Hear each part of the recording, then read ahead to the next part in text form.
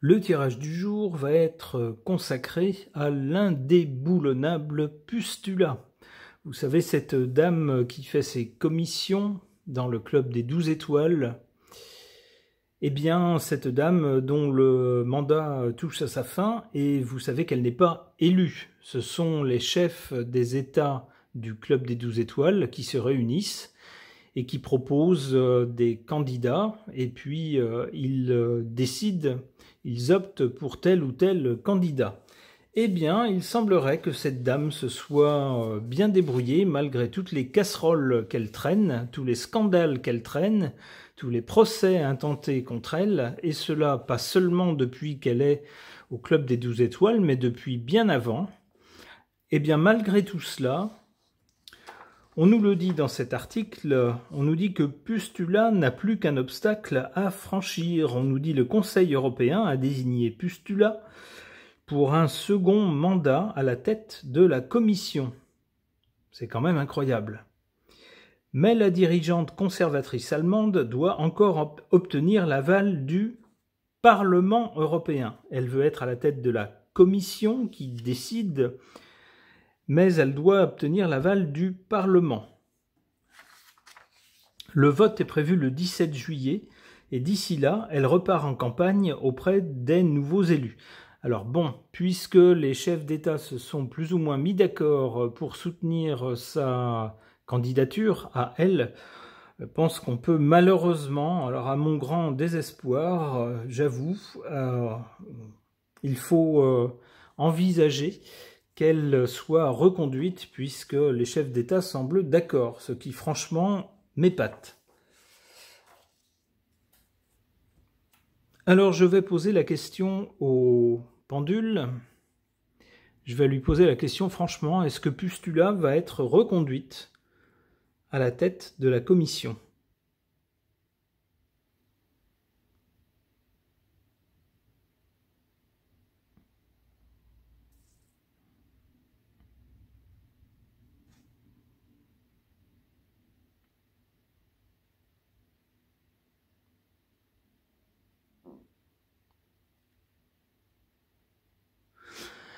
Il semblerait que oui. Sans commentaire. Alors, je vais demander aux cartes ce qu'elles peuvent me dire au sujet de notre chère Pustula. Très cher, d'ailleurs, elle nous coûte très cher, effectivement. Pour cela, j'interroge mon tarot.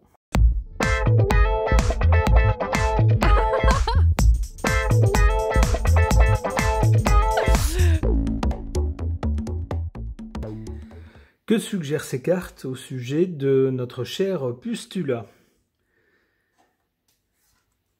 Ici, on a la carte de l'amoureux qui nous parle d'un choix à faire, d'une hésitation, d'un doute.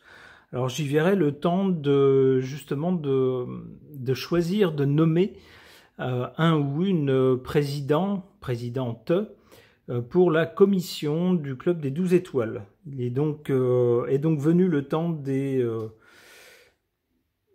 comparaisons des candidatures, peut-être pour chaque candidat faire valoir ses qualités, ses aptitudes, et puis pour ceux qui doivent se mettre d'accord pour désigner un ou une présidente, eh bien le doute avant de choisir quelqu'un, avant d'opter pour l'un ou l'autre.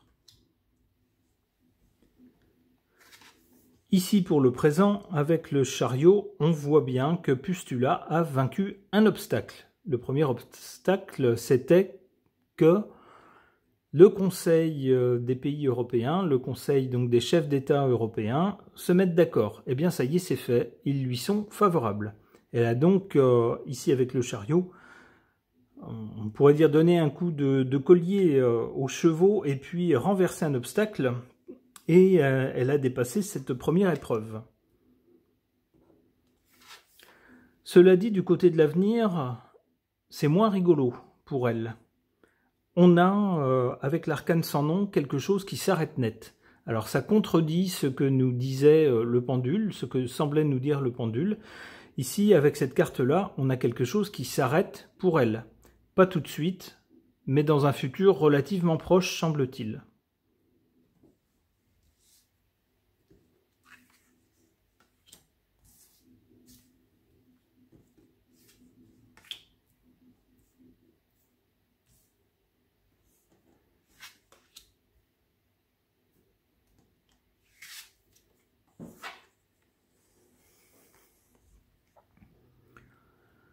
En défaveur de cette dame, le jugement. C'est-à-dire qu'on a beaucoup de gens qui en ont désormais, qui ont eu le temps de la voir à l'œuvre, de voir comment elle agissait, quelles sont ses méthodes, et puis de se faire une opinion. Et le jugement, malheureusement pour elle, le jugement de ces personnes est défavorable. Alors pas les chefs d'État, puisqu'ils sont d'accord pour la reconduire à son poste, pour un mandat supplémentaire, mais on pourrait dire que l'opinion populaire peut-être, ou peut-être hormis les chefs d'État, d'autres personnes dans les institutions européennes n'ont pas une bonne opinion d'elle. C'est ce que nous dit cette carte du jugement en position défavorable. Alors ça pourrait aussi nous parler de justice. On sait que cette dame a des procès en cours contre elle. Eh bien, il se pourrait que certains jugements rendus lui soient défavorables. En carte favorable pour elle, cette carte de la papesse. C'est quelqu'un qui doit connaître de sacrés secrets. La carte nous parle également de quelqu'un d'intelligent, quelqu'un qui sait des tas de choses sur certaines situations et probablement sur des gens. Et c'est quelqu'un qui sait analyser les gens, les situations, ne rien dire, garder les choses pour elle et puis s'en servir pour échafauder des stratégies qui la servent. C'est quelqu'un de diaboliquement intelligent, nous dit la carte. Et quelqu'un qui sait agir à long terme, c'est-à-dire non pas un coup comme ça et puis de façon erratique, mais qui prévoit les choses. Et on nous dit que ça la sert.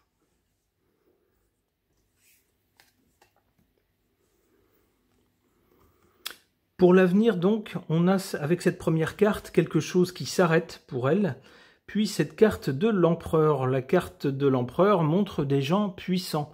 Ça peut être des chefs d'État. Alors, il est possible que si elle n'est pas élue, peut-être une personne qui aura été chef d'État peut-être dans une autre vie, j'allais dire, auparavant, on pourrait dire, prenne sa place. C'est possible. Il se pourrait aussi que certaines personnes puissantes dans certains pays du Club des 12 étoiles ne lui soient pas favorables. C'est possible.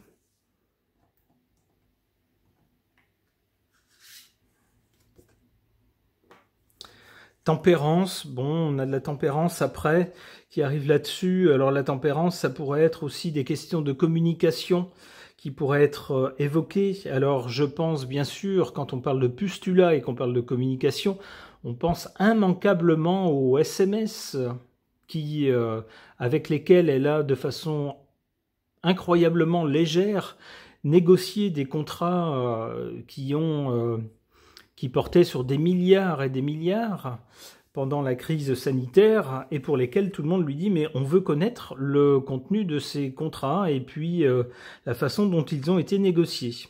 Or, on sait désormais qu'ils ont été négociés par échange de SMS, mais Dame Pustula refuse toujours de communiquer ces SMS, malgré toutes les mise en demeure, toutes les menaces qu'elle a reçues, eh bien, elle ne veut rien savoir. Ici, avec la tempérance, ça peut être, peut-être qu'il sera question de ça. Ok. Pour tenter d'en savoir plus au sujet de Dame Pustula, qui semble bien partie pour enquiller un deuxième mandat à la surprise générale et devant des yeux et des oreilles un peu incrédules. Pour tenter d'en savoir plus donc à son sujet, j'interroge mon oracle des personnages. 1, 2, 3, 4. À la base, à l'origine, concernant cette dame, on a la carte du voyou. Alors ça n'est pas une surprise, du temps où elle était ministre en Allemagne, elle a déjà été l'objet d'enquêtes et puis d'accusations, car c'est quelqu'un qui, semble-t-il, n'aurait pas été très regardante avec l'argent qui lui avait été confié, le budget en tout cas dont elle avait la charge pour son ministère, et il y aurait eu des irrégularités importantes. Raison pour laquelle le gouvernement s'est empressé de l'exfiltrer et de l'envoyer au niveau européen. Alors on sait également, la suite de son parcours au niveau européen a confirmé cette tendance à s'arroger des droits qu'elle n'avait pas pour prendre des décisions que normalement elle n'était pas censée prendre. Et puis toujours avec l'argent, on a pu voir lors de la négociation des contrats d'achat pendant la crise sanitaire que cette dame fait des choses, prend des décisions de façon complètement opaque, pas du tout conforme à ce qu'elle est censée faire, et n'entend pas rendre des comptes.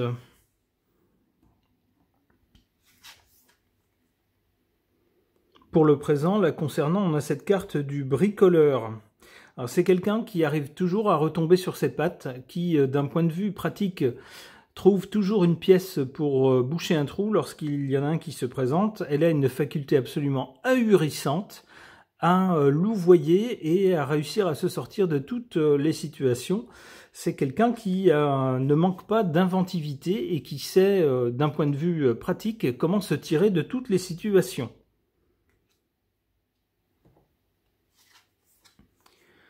Du côté de l'avenir, on a cette carte du chercheur.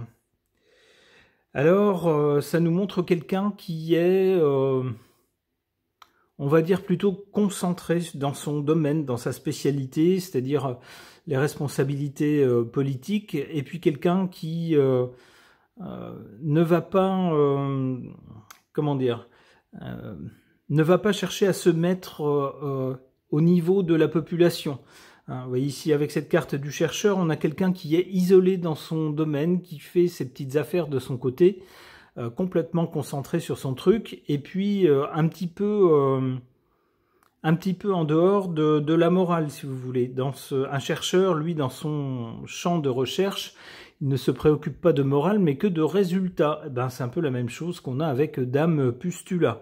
C'est quelqu'un qui est un peu isolé du monde. Les citoyens européens, souvent, se sont dit, lorsqu'elle a annoncé telle ou telle décision, à quel moment est-ce qu'on a été consulté ? On est censé défendre des valeurs démocratiques, mais le peuple n'est jamais consulté. Cette dame prend des décisions en notre nom, sans nous demander notre avis. On a donc quelqu'un qui est déconnecté de la population et puis qui fait ses petites affaires de son côté.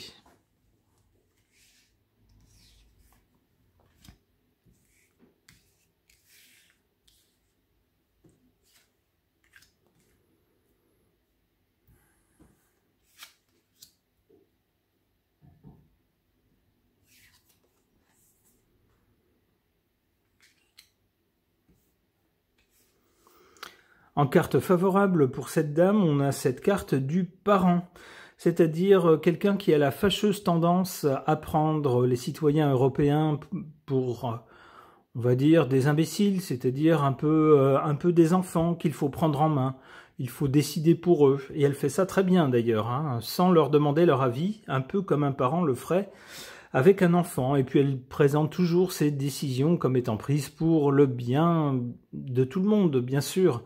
Ça va bénéficier à tout le monde, c'est toujours ça, c'est toujours le leitmotiv, sauf qu'on aimerait bien de temps en temps qu'elle nous demande notre avis, et puis parfois on aimerait lui crier haut et fort « non ».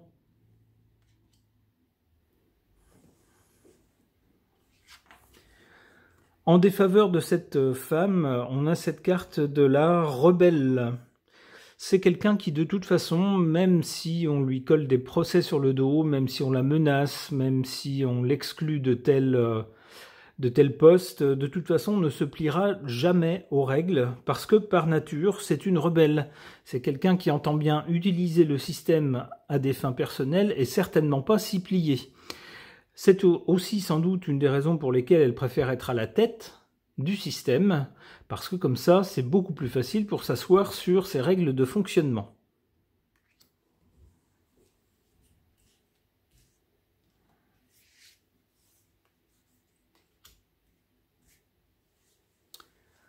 Du côté de l'avenir donc, le chercheur, je disais tout à l'heure, ça correspond selon moi, enfin c'est comme ça que je perçois cette mentalité-là, à quelqu'un qui est dans son monde, qui n'a pas conscience des réalités quotidiennes des petites gens, et qui d'ailleurs s'en fichent, et puis qui est, j'allais dire, hermétique à la morale, quoi. La morale, c'est pas son problème. Ce qui l'intéresse, c'est des résultats. Là-dessus, la carte de la victime, c'est quelqu'un qui, à l'avenir, si on lui cherche trop de noises, ou si certains procès devaient vraiment l'inquiéter, se posera en victime. Quoi? Mais comment? Mais j'ai toujours tout fait pour aider le citoyen européen, quoi, mais si j'ai outrepassé mes droits, c'était parce que la situation l'exigeait. Il fallait, à situation exceptionnelle, prendre des décisions exceptionnelles. Et voilà que maintenant, on me cloue au pilori pour ça. Oh là là là, je suis bien malheureuse. Si j'avais su, j'aurais rien fait. Voilà. Vous voyez ce genre-là, hein, quelqu'un qui se défend, en fait se défausse plutôt, en jouant sur l'émotionnel. Quand il n'y a plus du point de vue rationnel, du point de vue des faits, lorsqu'il n'y a pas moyen de s'expliquer, de justifier sa conduite, eh bien on joue sur l'émotionnel. Oui, de toute façon on veut m'abattre, de toute façon on ne m'aime pas, c'est pour ça qu'on me persécute, blablabla, blablabla. C'est pas ce qu'on lui dit dans un procès. Alors on a ensuite cette carte du terrien. C'est quelqu'un qui ne perd pas le nord. C'est quelqu'un qui est bien ancré, en tout cas, sur Terre, qui a bien le sens des réalités, en tout cas des siennes, et de son profit. Ok. Bon, je pense que ça nous dessine un portrait gratiné de cette dame. Ce tirage est maintenant terminé. Merci de l'avoir suivi.